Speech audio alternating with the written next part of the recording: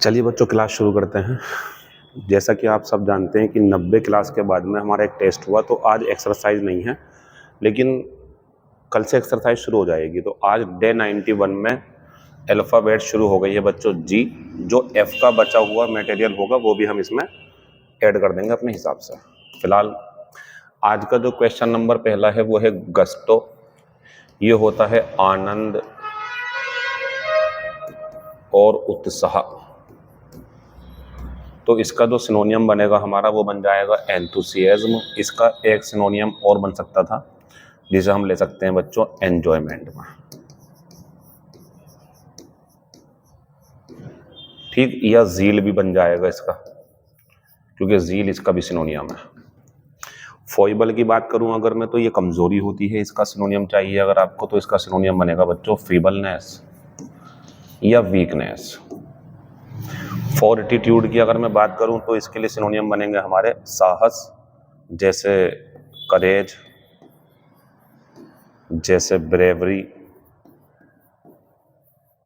अगर बात करें एनवी की, तो ये होती है मानसिक थकान, मेंटल बोर्डम। सब हो चुका है, ये रिवीजन होना बहुत ज़रूरी है। मेरी क्लास का मकसद ही यही है कि नए सीखते रहें बच्चों, पुराने ना भूलें बिल्कुल भी। आंसर पहले का चौथा। क्वेश्चन नंबर दूसरा है गिमिक। बच्चों गिमिक होती है चाल या युक्ति।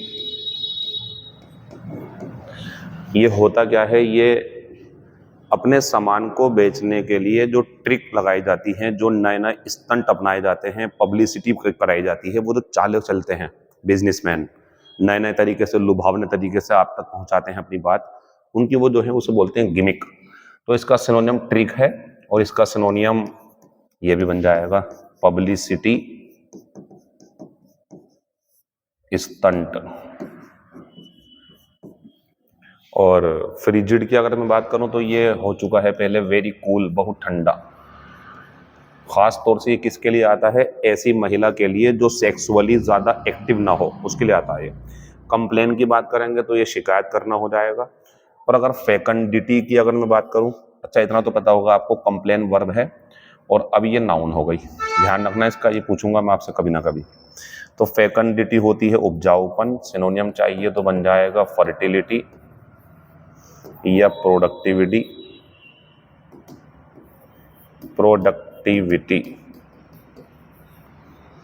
आंसर दूसरे का चौथा हो जाएगा। क्वेश्चन नंबर तीसरे की बात करूं तो ये होता है बच्चों फ्री ऑफ चार्ज, यानी कि मुफ्त, बिना पैसों के। तो इसका सिनोनियम बन जाएगा बच्चों फ्री। अगर कोई चीज ग्रेटिस मिल रही है तो वो फ्री है, उसकी कीमत नहीं देनी है आपको। फ्लक्स की अगर बात करेंगे तो फ्लक्स का मतलब होता है बच्चों इस तरीके से चीजों का चलना, सिनोनियम बन जाएगा फ्लो। और अगर फ्लेयर की बात करूंगा तो ये टैलेंट होता है, ये हो जाएगा हमारा गुण। आप एक चीज देख रहे होंगे कि सर जैसे शुरुआत में आप ए वाली अल्फाबेट बी वाली पढ़ाते थे, तो उसमें आपने एक एक शब्द के बहुत बहुत सारे मीनिंग लिखे, क्योंकि उनके होते बहुत सारे, उनके बहुत सारे सिनोनियम हुआ करते थे। इनके एक या दो या तीन जितने पॉसिबल है मैं लिख देता हूँ, तभी तो ये क्लास जो है, आपको मैंने बोला भी होगा शुरू में कि शुरू में जो मेहनत कर लेगा वो आगे मजे लेगा। अब बहुत ज्यादा मेहनत करने की जरूरत नहीं है आपको, आपका काम हो गया बढ़िया। बस 200 क्लासेस तरीके से पूरी करनी है आपको, वो मेहनत नहीं करनी जो शुरू में बहुत करनी पड़ी होगी आपको। खूब ध्यान लगा के पढ़ना पड़ा होगा, एक एक शब्द को 5-5 बार देखना पड़ा होगा। अब फ्लो बन गया। इसलिए मैं बोलता हूँ शुरुआत में ही चीजें परेशान करती हैं, जिसने उसका आगे का बढ़ने की हिम्मत कर ली, आगे निकल के आ गए, वो कामयाब। जैसे आप लोग लगे रहो, बस 200 क्लासेस पूरे होने का इंतजार रखो, ऐसे ऐसे वर्ड पावर आएगी भी, बहुत इंपॉर्टेंट। फोरे की अगर बात करेंगे बच्चों, तो फोरे होता है हमला, इसके लिए बन जाएगा हमारा सिनोनियम रेड। आंसर तीसरे का चौथा बन जाएगा।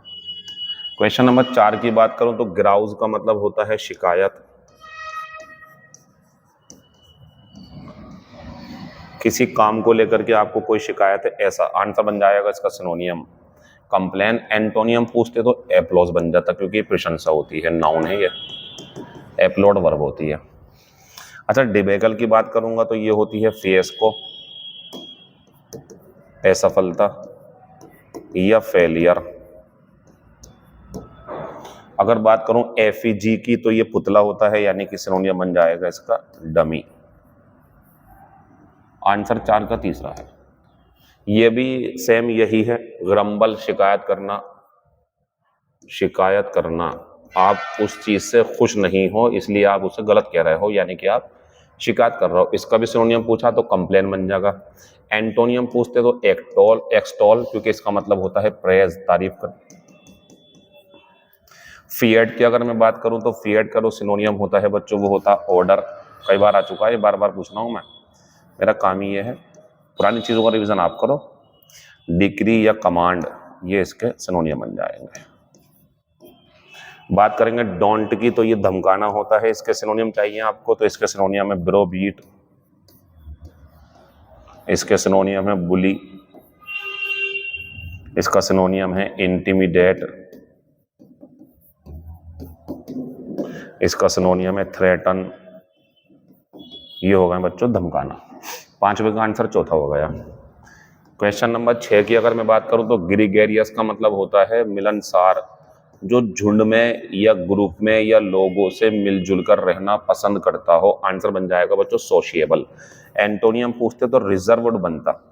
बच्चों रिजर्व जो होता है ना, ज्यादा लोगों से मिलता नहीं है, ज्यादा बातचीत नहीं करता, कम बोलता है, ग्रुप में कम रहना पसंद करता है, घर में अकेला रहना पसंद करता है, इसे बोलते हैं रिजर्व्ड है, वो कम बोलता है। जैसे पार्टी में आप 5-6 लोग हो, 4 लोग एंजॉय कर रहे हैं, एक ऐसा है आराम से बैठा हुआ है आपके साथ का, लेकिन ज्यादा बातचीत नहीं कर रहा, बैठा हुआ है और घुल मिल नहीं रहा है ज्यादा आपके साथ में, है दोस्त लेकिन, तो वो रिजर्व्ड है ज्यादा। जाइगेंटिक की अगर मैं बात करूं तो इसका सिनोनियम होता है बच्चों टाइटन, क्योंकि ये होता है विशाल। या ह्यूज। बच्चों जाइगेंटिक जो होता है ना, ये साइज में होता है, खास तौर से जो अपने साइज की वजह से बहुत बड़ा हो, जैसे गोरिल्ला हो सकता, बहुत बड़ा हाथी हो सकता, विशाल गाय इन्हें बोलते हैं। तो टाइटन ऊपर वाले में जो है हमारा वो टाइटन है बच्चों, धोखे से हो गया। टाइटन हो, ह्यूज हो, कोलोसल हो, ये बन जाते हैं सिनोनियम इसके। गाइललेस की अगर बात करूं तो ये होता है निष्कपट, सिनोनियम बनेगा इसका जो है आपका इनोसेंट। ये बन जाएगा क्रेडुलस, ठीक है ना, ये इसका सिनोनियम है। ये बन जाएगा आर्टलेस, भोला भाला, इसमें कोई कलाकारी नहीं होती है, धोखेबाज। गाइल धोखा होता, गाइललेस निष्कपट। गाइल फुल होता अगर तो धोखेबाज होता। आंसर 6 का पहला हो जाएगा। क्वेश्चन नंबर 7 जिस्ट होता है बच्चों सारांश। सारांश का मतलब ये होता है जो भी एक बहुत बड़ी सी कहानी रही हो उसे समझा करके लास्ट में उसके बारे में 2-3 बातों में सारी बात बोल देना। तो इसका जो सिनोनियम है वो एसेंस बनेगा, कि इसकी सार क्या है, सारांश क्या है, कहना क्या चाहता है इस पैसेज में, वो समझ गए आप तो बता दो, जिस्ट है वो। बच्चों फेट की अगर मैं बात करूं तो ये होता है हमारा दावत, यानी कि इसके लिए बन जाएगा हमारा क्या, फीस्ट, फेस्टिवल, ये इसके सिनोनियम है। मीनिंगलेस की अगर मैं बात करूं तो ये इसका एंटोनियम है, क्योंकि जिस्ट जो होता है ना वो होता है जो समझ गए आप उसके हिसाब से आप दूसरों को समझाओ थोड़ा सा उसका सार क्या है, ये मीनिंगलेस होता है, समझ नहीं पाता इसमें वो। फिरे की अगर मैं बात करूं तो बच्चों ये हंगामा होता है, इसका सिनोनियम चाहिए अगर आपको तो इसका सिनोनियम बन जाएगा एफ्रे या कॉमोशन या डिस्टरबेंस। एक अपने पास से भी आप लिख ले करो अगर आपको याद हुआ करे तो, क्योंकि मैं पढ़ाता हूँ एक आध शब्द दिमाग से निकल ही जाता है। 7 का आंसर दूसरा हो जाएगा। क्वेश्चन नंबर 8 की बात करूं तो जीनियल, ये भी बच्चों होता है दयालु और मिलनसार। दयालु, मिलनसार, मिलजुल के रहने वाला, लेकिन मैंने पूछा एंटोनियम, आंसर बना देंगे अनफ्रेंडली। सिनोनियम पूछते तो सोशिएबल भी है, सिनोनियम ये भी है, और करीब करीब का सिनोनियम ये भी है चीयरफुल। तो जीनियल होता है जो सबसे मिलजुल के रहता हो, हाय हेलो करता हो, अपने तरफ से पहल करता हो बोलने की, जीनियल होता है वो। आंसर बना देंगे एंटोनियम है अनफ्रेंडली। क्वेश्चन नंबर 9 बहुत बढ़िया, देखो जर्मन नहीं है जर्मैन है, ये जर्मन नहीं है जर्मैन है, इसका मतलब होता है तर्क संबंधी, जो बातें चल रही हैं उससे संबंधी, या कह देंगे मुद्दे संबंधी, जो मुद्दा है उससे संबंधी, हटके नहीं है बात वो। इसका जो सिनोनियम है बच्चों वो रेलेवेंट है, एंटोनियम पूछता तो इररेलेवेंट होगा। तो ध्यान रखना जर्मन का जो सिनोनियम है ये जर्मन का निवासी नहीं है, वो तो ये होता है जर्मनी का निवासी, जर्मन या जर्मन की चीज है कोई तो, लेकिन ये ई लगा हुआ एडजेक्टिव है और इसमें जो है हम मीनिंग देंगे से संबंधित, तो सिनोनियम बन जाएगा इसका चौथा। अच्छा इसका एक सिनोनियम और है जो इसका भी सिनोनियम है, आपस में सिनोनियम में। पर्टिनेंट, पर्टिनेंट भी यही होता है ना, संबंधित। चलिए, एंटोनियम इररेलेवेंट। फ्रेल की अगर मैं बात करूं तो ये कमजोर होता है, आपको पता है, ये होता है वीक या फीबल। अगर फिलिपेंट की बात करेंगे तो इसके दोनों ही शब्द दूंगा मैं। सिनोनियम चाहिए तो फ्रीवोलस, क्योंकि ये होता है बातों को हल्के में लेने वाला, सीरियस नहीं होता ज्यादा ये। एंटोनियम पूछेंगे अगर आप मुझसे तो बन जाएगा सीरियस, ये होता गंभीर। आंसर 9 का चौथा बन जाएगा। क्वेश्चन नंबर 10 की बात करेंगे तो ये जिंजर होती तो अदरक होती, लेकिन ये जिंजरली है और इसके दोनों काम होते हैं बच्चों, ये एडजेक्टिव का भी काम करता है और एडवर्ब का भी। ऐसी जिंजरली ऐसी ही एडजेक्टिव है, ऐसी ही एडवर्ब है। फिलहाल ये अदरक तो नहीं है पूरा, अब हम पूरे के बारे में बताएंगे। ये होता है बच्चों सावधानी से, बहुत चौकस होकर। तो इसकी हिंदी लिख देंगे हम, सावधानी से, बहुत चौकस होकर। बहुत बेहतरीन बेहतरीन शब्द है, इसके अंदर नोट कर लेना। जी वाली बुकलेट भी बहुत छोटी है, एच वाली है, अब जो आएगी ना बड़ी वो एम वाली आएगी, लेकिन आप एंजॉय करो सबको है ना, मैं बढ़ा दूंगा जो भी चीजें ज्यादा होंगी। आंसर लगा देंगे चौथा।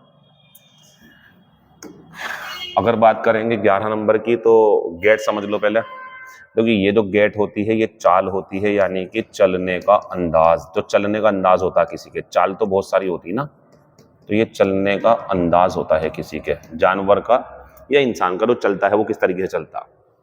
और गेट जो है हमारा दूसरा वाला, ये दरवाजा होता है। और ये गेट जो है पाने की फर्स्ट फॉर्म है, ये गोट जो है ये बकरी होती है।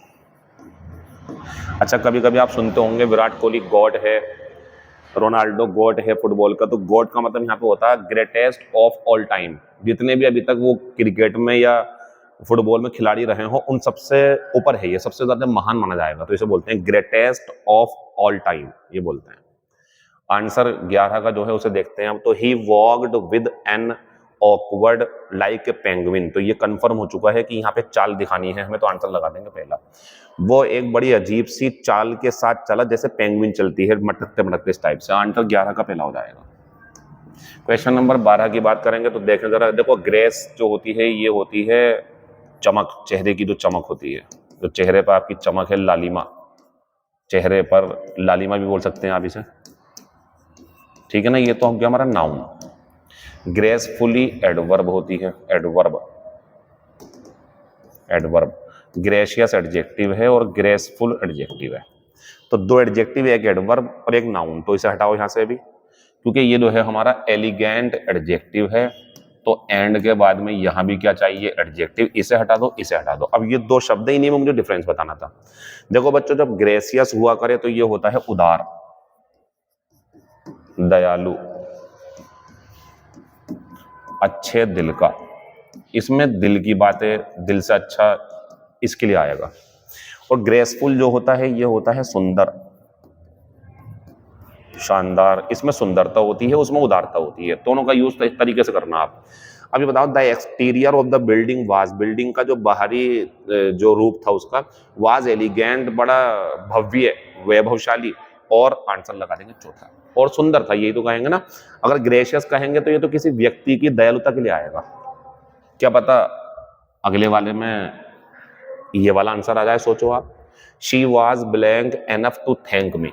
देखो, जब आपका काम किसी ने किया हो और बदले में आप थैंक बोलते हैं, तो यानी कि आपको समझ है, आप इतना समझते हो कि हाँ यार इसने मेरे साथ अच्छा किया है, तो मैं इसके बदले में थैंक यू बोल दूं, मैं एहसान मान लूं इसका। तो ये जो आपने एहसान माना, थैंक यू बोला, ये आपकी उदारता है।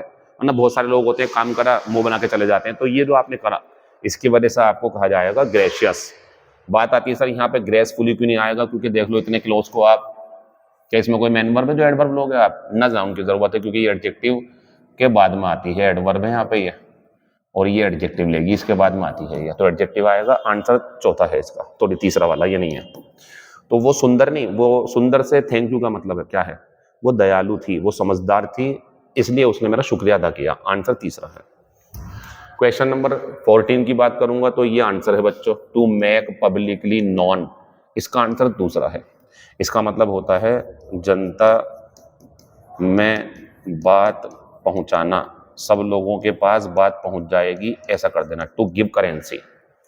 अब बात करेंगे टू बाइट वंस लिप्स, तो ये होता है टू गेट एंग्री, गुस्सा होना। ये ईडियम है, ये आंसर है, टू गेट एंग्री, गुस्सा होना।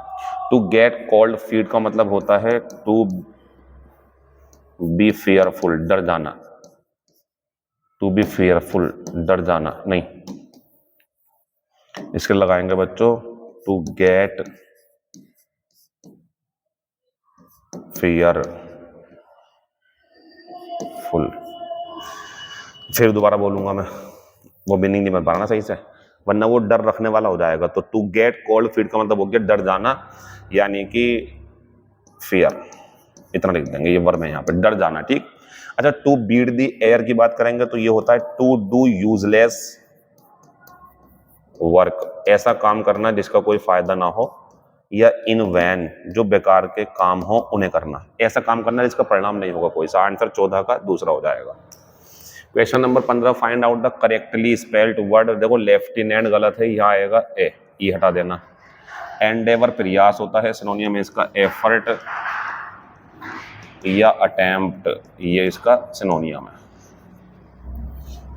एंटीसेप्टिक की बात करूंगा तो गलत है, यहाँ पर आएगा एस, एंटीसेप्टिक। मिसचीफ की बात करूंगा तो ये गलत है, आंसर करना पड़ेगा आपको IEF, मिसचीफ। तो देख लें जरा सही से, लेफ्टिनेंट ये हो जाएगा